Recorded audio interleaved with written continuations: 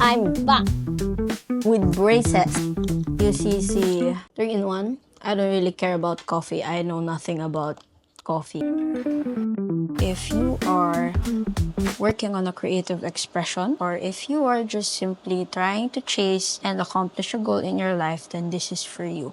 I want you to listen very, very, very, very carefully, because this is a pattern that I've seen in my own life and in the lives of other people, especially creators. Are you ready? Okay, let's go. Jan's vlogging mistake so far. I-expose ko na yung mga kapalpakan ko dito sa vlogging thing na to, sa aking attempt to vlog and just create a video. Ready? Mistake number 1. Walang structure. As a ENFP girly and naturally scattered person, I really hate feeling like I'm restricted and I have to follow this set of steps and rules. Let me get my Bible to cover this up. You know why this is a mistake? For some people, structure is the best way to go. And I respect that. Ganun sila eh. Kaya nila yan. Because all you have to do is to lay down all of your plans or your script or your goal, you know, and then you just follow step by step. That's fine. That's good. But I can't. I'm not that type of person. And so, what I did in this vlog is the messy mess method. This messy mess method is not even a method because it's just a whole mess. When I started this vlog, I didn't even plan. Well, I wrote a script, but it feels very off. And so, ang nangyari parang I just shot random B-rolls and then I just documented. Wala mang any form of structure or storytelling or act 1, act 2, act 3. Walang ganun. It's just, oh my gosh, it's just, it could go anywhere. Kasi ang daming options eh. Hindi lang yun, hindi lang sa mahirap. But like for people who will see what you've done, it's so hard to digest. People won't understand it, people won't be convinced, people won't even pay attention to it. And so what I realized is dapat ganito, a structured mess. I don't really have to be like this, especially if it doesn't work for me. I just have to, you know, add a little structure, a little outline to what I have to create.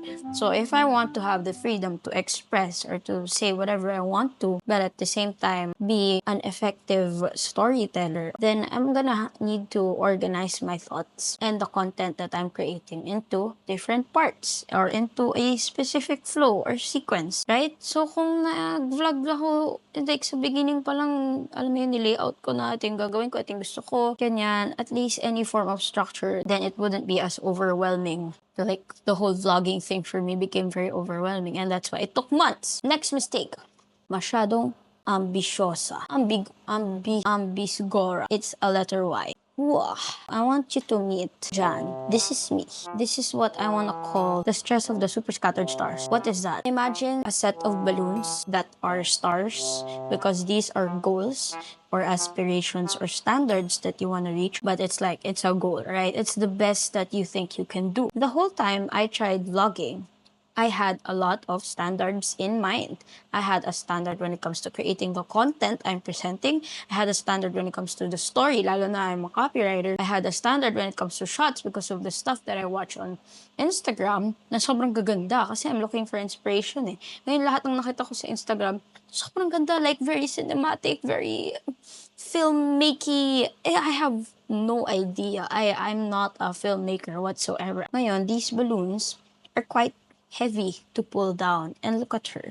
Look at that poor girl. She is just struggling to keep all of the balloons on her hand and prevent it from flying away. If you see these lines, that is the limitations that I have realistically for myself. Like if I were to want to achieve this, hanggang dito lang talaga yung kaya ko. I can't achieve perfection. Like my mind can imagine this, all of this. My mind is able to imagine it and really conceptualize and brainstorm and ideate. But my capacity to execute all of these, or even at least just one, hanggang dito lang ako kasi tao lang ako eh. Lalo na first time ko to mag-vlog. Right? It's not like I can achieve all of that. Ang dami kong iniisip ko yung story, yung sequence, yung shots, yung effects. Like, that's so overwhelming, bro. And so, ano yung nangyayari? This is what life looks like for me as someone who has the stress of the super scattered stars. This is me in the present moment.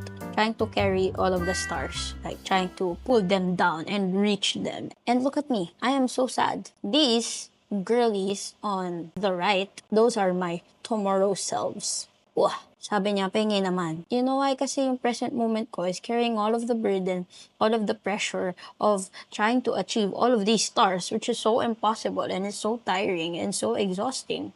Diba? Look, hindi ko binigyan yung future self ko ng chance to improve. What do we do, diba? If you are struggling with the stress of the super scattered stars, you give your tomorrow selves a chance to improve on their own. You give them a chance to execute or to achieve a certain dream or quality or goal that you have for yourself, because you can't carry it all at once, especially if you're starting out. So what happens? You start with a single goal or a single standard that you want to reach. Then your tomorrow self can reach the other goal that you have. For example, ako, gusto ko story. I wanna really excel in my storytelling in the first video. Then tomorrow, and then I will work on the effects, and then the next, and then the next, and then the next, and then the next. And what's good about this is, as you improve on each of these qualities, you improve over time, and it's just gonna compound. Kasi syempre, at this point, medyo magaling ka na mag-storytelling, na-practice mo na dito eh. So you just improve a little bit, and a little bit, and a little bit, and a little bit, until kaya mo nang taasan yung capacity mo to reach all of these stars. And then by the end of it all, if you're already an expert, this is possible. But don't do that right now while you're starting out. See, this is what happens when we're too ambitious. There's nothing wrong with being super duper ambitious. Like, it's a gift, right? You're a dreamer. You're an idealist, and you can imagine things, you want to visualize. But you have to be very realistic about your humanity. Ikaw pa rin naman yun eh. Diba? It's not like you're gonna suck at everything. You're just gonna spread it out and let everyone carry the stars that you're carrying right now. Gets? Mistake number 3. Nag-rely kay willpower. What does this mean? Yeah. I want you to meet Mr. Willie. Mr. Willie is your willpower. And this is what happens when you are relying on willpower. Yeah. This is me. Wala akong buhok. But if I'm relying on willpower at the present moment, there are too many options for decision making. There's 1, 2, 3, 4, 5, 6, 7, 8, 9, 10, 11, 12, 13, 14. Diba? Sobrang dami. And so, ang mangyayari dito is analysis paralysis and decision fatigue, because you're relying on Mr. Willie. Kasi Mr. Willie, minsan, lalo na if you're a normal human being, diba? You scroll on social media, you have work, you have school, you have a family, you have friends. Nababawasan yan every single day. Like, be real. You can't do it all. So, si Mr. Willie, kailangan nagtitipid lang ng energy. So, how do you do that? How do you not rely on Mr. Willie? Oh my gosh. I'm so sorry for the abrupt ending of that clip. I'm so frustrated. Naubos yung memory ng SD card ko. Ngayon ko lang nalaman na you have to reformat or like format your SD card. You can't just delete stuff and then may space na siya ulit. You have to really format the SD card, which I think is so dumb. I lost my momentum. It's just, oh my gosh, I was talking about Mr. Willie and now I'm eating cut up pizza because of my braces. Hindi ko nga alam gagawin ko. Should I go back and record? I just left it there. I thought mabilis ko lang matatransfer and makakabalik ako to recording, but it's gone. My momentum is gone, and I hate it when this happens. Kasi I work so hard trying to do that, and then so annoying. Nauubusan na ako ng Mr. Willie energy ha. Maubos na. Gabi na. Okay. Bye. May isa pa pala akong minor mistake. As I was watching the 3 mistakes clip I recorded earlier, ang ingay ng electric fan ko. Ayan siya, oh. Pakaingay naman talaga. It's an industrial fan. It's working hard to keep me cold. But oh my gosh, it's so noisy. See the difference? Kung may naririnig ka pa, it's probably the rain. It's raining again. Ganun talaga. Minsan, may mga mag-i-interrupt sa proseso mo. Minsan, may mga kakagulo sa'yo. Minsan, something's just gonna stop you as you do your thing. And you just have to move forward, you know? Even if it's not perfect. Either you start all over again or you just continue what you've started. Back to Mr. Willie. Ayan, galit na nga sa'yo. Dami mo kasing minaan. Hindi ka nagpiplano ng maayos. This is what it looks like not to rely on Mr. Willie. Well, actually, hindi na to mistake. Ito na yung solution. And what I've done, this is me setting up my tripod and my DJI Osmo Pocket 3. And this is tomorrow, Jan. Very happy. You know why? This was me last night. Sabi ko, okay, tomorrow, I'm gonna record no matter what. I set up my tripod and mic and my camera. I got it out of my bag. I charged it muna and then set it up. As in, inaalis ko lahat ng possible obstacles the next day, which is today. And so, this was me yesterday and this is me today. And I'm really happy and it's like, oh, so easy because everything is already set up for me. All I have to do is to press record. Eto, this is Jan the day after tomorrow or future Jan. Na gusto rin ako rin, sabi niya. So the goal here is to really just make it easier for myself. And this is like one mistake that I've been making. Kasi I'm just, alam mo yung meron akong weird expectation na I will just all of a sudden start creating kahit na nasa loob ng bag ko yung camera. Tapos wala pa akong plan, wala pa akong idea. It's the same with how James Clear of Atomic Habits explain it. Na if you have way too many options on what to do, on how to do it, and when to do it, then most likely you wouldn't do it kasi magkakaroon ka ng decision fatigue, right? It's the same with building habits. For example, tomorrow you wanna go to the you wanna work out, and then pagising mo, you are bombarded by a lot of different options. Anong oras ka gigising? Pupunta ka ba ng gym o sa bahay ka lang mag-workout? Anong gym clothes susuotin mo? Magle-leggings ka ba or mag-cycling shorts? What shoes to wear? What time are you going to the gym? If you are going to the gym, what workout will you be doing? What will you eat after? I swear it just depletes your energy and your willpower. Doing that is you relying on Mr. Willie. Maybe it's possible to do so if you really have great willpower. I'm not that type of person. May mga tao, I have a friend who just wakes up and decides to go to the gym and work out. That is amazing.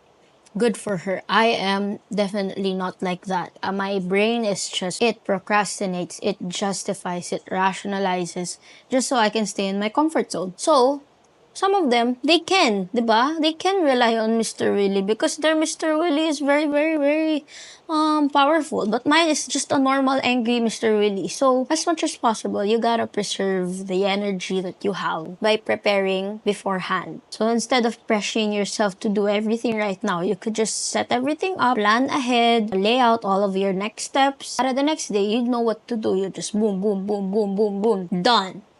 So, that is mistake number 3, ay mag-rely kay willpower.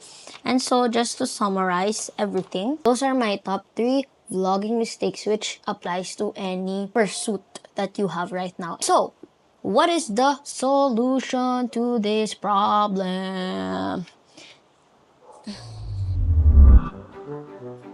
Limitations. What? Puntahan natin para ma-explain ko sa'yo. That is the solution to our problem. To set up limitations for ourselves, to set up a box around what we can do. Why? Because otherwise, it becomes too messy. You know, you're a messy mess. You're all over the place. You are too scattered. You are too overwhelmed because you're relying on your willpower and because you have a lot of goals you want to accomplish and because you don't have any structure whatsoever. Diba? You want an example? Let me show you my burger collection.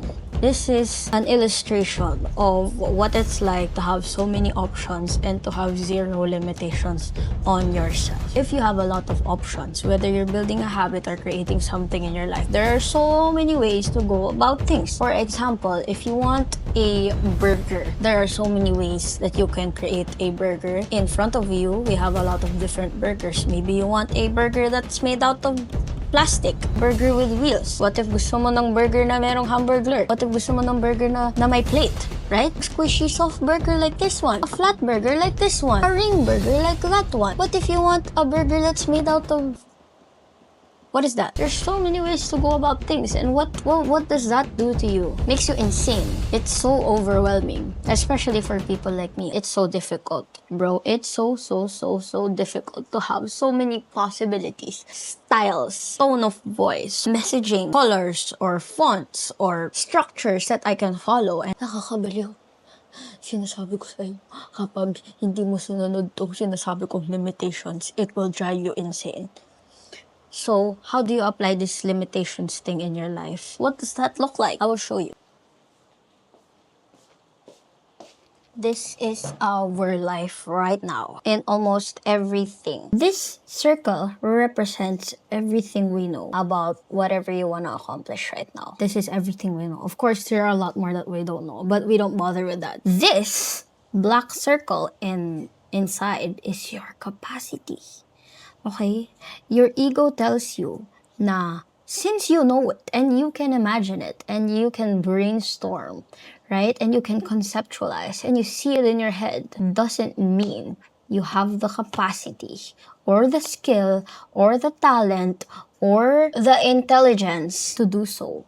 To make it a reality. That is our ego. It's not like that. There is only so much that you can do. And that is absolutely okay. That's fine. That's fine if you can't reach what you know. If you can't turn your imagination into a reality, into a perfect reality. Like whatever you can create, even if you do your best, it's so difficult to turn the exact same imagined output into a tangible thing in front of you. There will always be a gap, okay, to what you imagined and what you aim to create to what you actually create. And that is fine.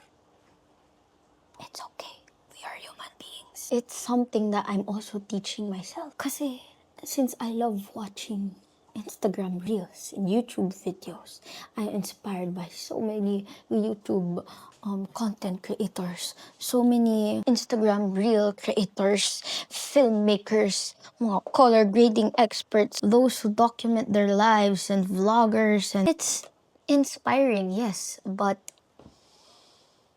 I'm just starting. I'm trying to parang di pantay. This lighting is so not flattering, bro. Whatever you're doing right now, okay? Tomorrow or the next time you can start executing, I want you to do this. You plan ahead of time, make it easier for your tomorrow self. Not literally tomorrow, but for your future self. As much as possible, wala siyang friction, wala siyang obstacle, and everything is easy. You think of everything that can go wrong in that moment, and ngayon mo na i-prepare for your future self. It's like trying to engineer and orchestrate your tomorrow self's day, right? So it's easier for her, and she doesn't have to carry all of that burden and rely on Mr. Willie. Second, pick a star. Just one star. I know you're probably as ambitious as me. I know that you are probably also struggling with perfectionism and you want it to be perfect, and that's absolutely normal. But you have to pick a star. If you can pick 2 stars, that is great. Good for you.